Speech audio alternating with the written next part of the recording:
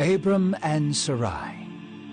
Before this story, we learned about the Tower of Babel and mankind's attempts to be their own gods and make their name great.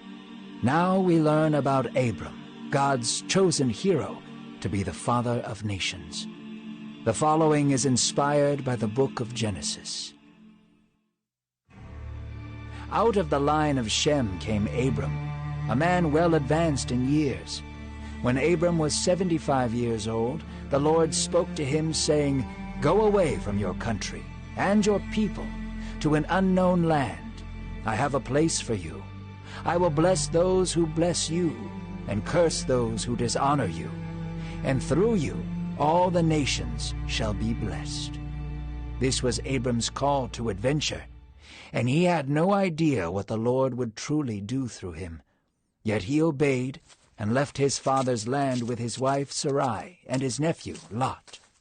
They journeyed together, determined to see God's will unfold before them. They set out to Canaan, the land God had chosen for them.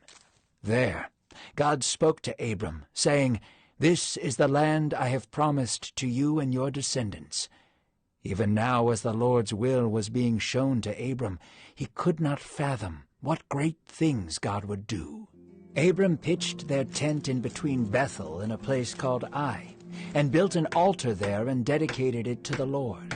Shortly after, they ventured forth towards Negev to explore more of God's promised land. Later, there was a severe famine in the land. The land, once bursting with promise and opportunity, became desolate, and the once hopeful Abram decided to take his family and all his possessions to Egypt. There they lived until the famine was over. As they entered Egypt, doubt and paranoia began to seep into Abram's mind. Abram became fearful that Sarai's beauty would cause the Egyptians to kill him so they could take her. Abram, fearful and faithless, devised a lie. He spoke to his wife, saying, "When we enter Egypt, do not tell them that you are my wife. Instead, tell them you are my sister. This way, my life will be spared, and they will treat me well." As expected, Pharaoh caught notice of Sarai's beauty, and brought her into his courts, so that he might be with her. And just as Adam put himself before his wife in the garden, so Abram did to his wife in Egypt. Pharaoh, to gain favor with Sarai, blessed Abram and adorned him with sheep, cattle, servants, and camels. Abram's lie was working. Yet God is not one to play partner in a lie.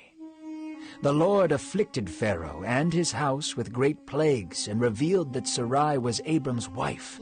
Pharaoh, frantic and confused, demanded answers from Abram. "What is this you have done to me?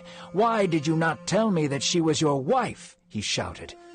"Now then, here is your wife. Take her and go." So they went their way back to Canaan and settled in Bethel. This would be the first of many failures by Abram, yet God's enduring protection over him and his future was steadfast. Abram would need it, for the journey would only become more difficult.